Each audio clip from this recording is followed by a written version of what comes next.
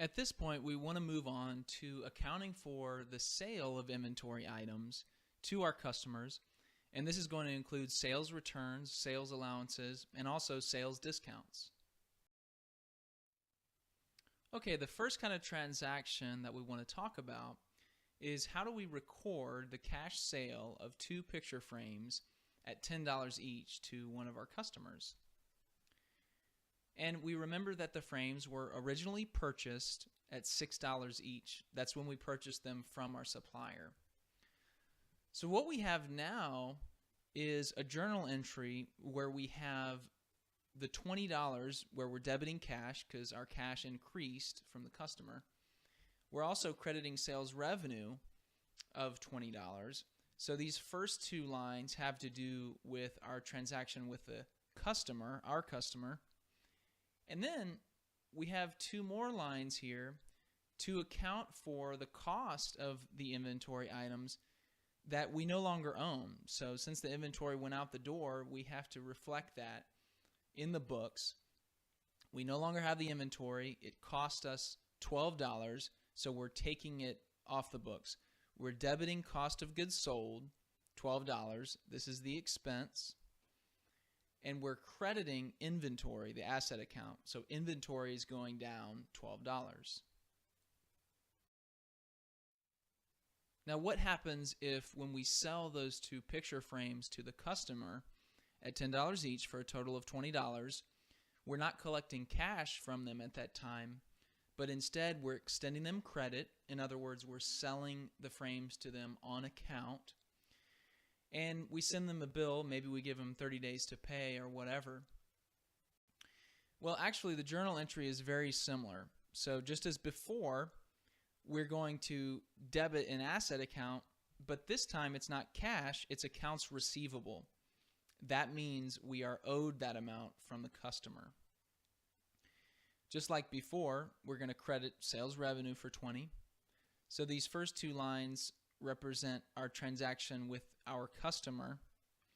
And the last 2 lines are just like the previous entry when we collected cash. There's no difference because down here what we're doing is we're taking the inventory off the books. We're debiting cost of goods sold, which is the expense, and then we're crediting inventory. So we're reducing our inventory for that $12 cost. Here what we're looking at is a return.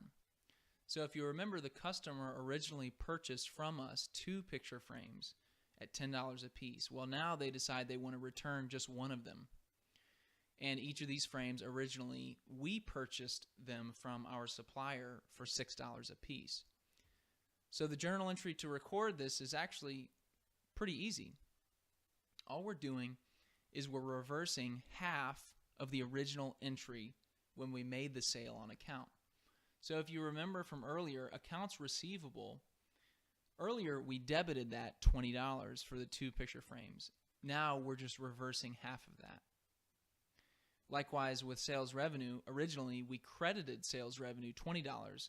Now we're reversing half of that. Down here at the bottom, the last 2 rows, we're doing the same thing with inventory and cost of goods sold. Originally, we had credited inventory $12 for the 2 frames. Well, now we're reversing half of that for the 1 frame. Likewise, cost of goods sold, originally we debited it $12 as the expense, and now we're just reversing half of that. What happens if we want to give a $3 allowance to one of our customers? So let's say one of the frames that we gave them was kind of faulty. They don't want to return it, but they would appreciate this $3 allowance. And as the note here says, an allowance is a price reduction as an incentive to keep unsatisfactory goods. And as we remember, these items were originally purchased on account. So the journal entry here is very simple. We're going to debit sales revenue for $3. So originally when we made the sale, we credited sales revenue. Now we're going to reverse some of that. For accounts receivable, we're crediting accounts receivable $3. Originally, when we made the sale on account, we debited accounts receivable. Now, the customer owes us $3 less, so we're going to go ahead and credit it. What we're looking at here is we received cash payment from the customer that we originally sold the 2 frames to on account for the total of $20. We sent them a bill and we said, if you pay early, in other words, in 10 days in this example, you'll receive a 2% discount, so 40 cents.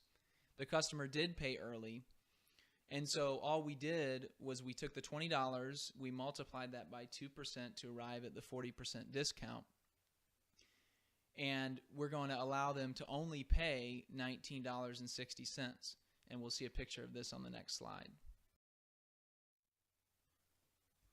Okay, what we're doing here is we're showing the journal entry for this early cash payment that we're receiving from the customer. The first thing we're going to do is debit cash $19.60. This is the cash that we're receiving. Next, we're going to debit sales revenue 40 cents. This is decreasing sales revenue. If you remember the original entry we made when we sold these picture frames, we credited sales revenue $20. We weren't sure if they were going to pay early. So when they do pay early and we only get $19.60, we're going to reduce our sales revenue 40 cents. So the net amount of sales revenue between both of these entries equals the amount of cash received, $19.60.